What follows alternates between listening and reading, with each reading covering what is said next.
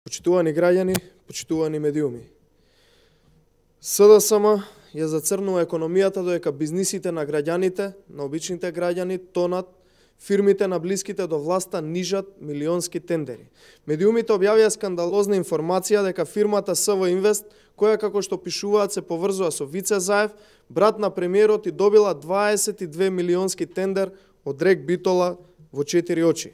Според документите кои ги објавија медиумите, се гледа дека фирмата СВ Инвест на 15.10.2018 година склучила договор со АД за ангажирање на рударска механизација за потребите на Рек Битола со договор во 4 очи во износ од 22 милиони.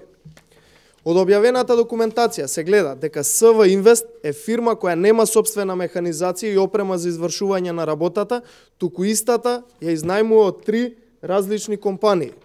Потенцираме, фирмата нема ниту една единствена машина за вршење на дејноста, а АД склучува договор во 4 очи од истата во вредност од 22 милиони.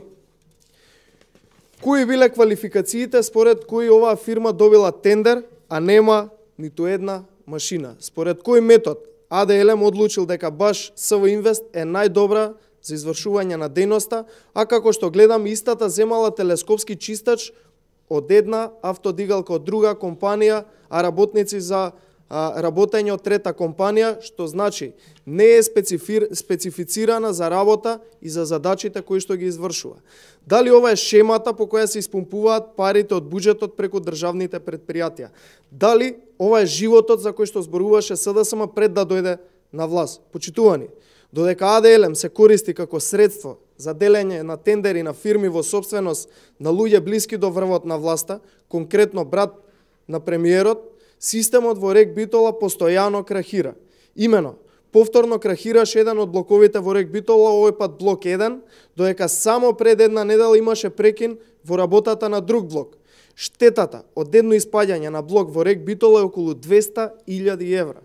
Во рок од 10 дена со испаѓањето на двата блока, Рек Битола и Елем трпат загуби од околу половина милион евра.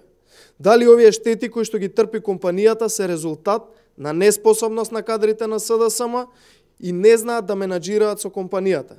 Дали можеби намерно се води вака компанијата и намерно се предизвикуваат огромни штети, за да може после преку тендери за поправки да се полнат сопствените џебови на кадрите на СДСМ?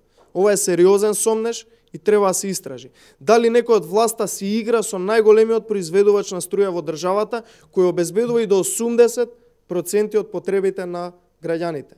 СДСМ нема капацитет да управува со државата и државните фирми. Очигледно, нив ги интересира само личниот интерес и бизнис интересот на нивните фирми. Благодарам на вниманието.